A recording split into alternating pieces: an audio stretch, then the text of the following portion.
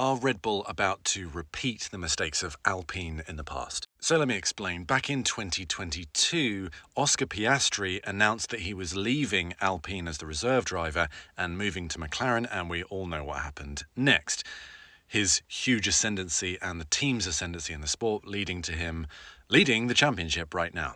Prior to Piastri leaving, Alpine had invested a huge amount of money and time in him being developed as a Formula One driver and, of course, going up to be the permanent driver, actually replacing Alonso, who just left. So Zafanow, the team boss, was understandably not super happy that Piastri just skedaddled on out of there. So bringing it up to the modern day, is Red Bull going to fall into the same trap?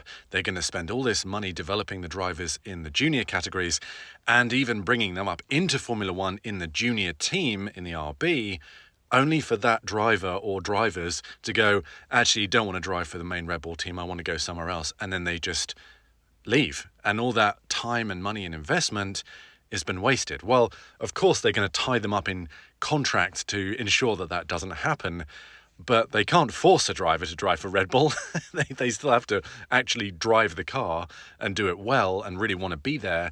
So is this a challenge? You know, you're thinking about people like Yuki Tsunoda and his recent journey, of course, what happened to Liam Lawson at the beginning of the year.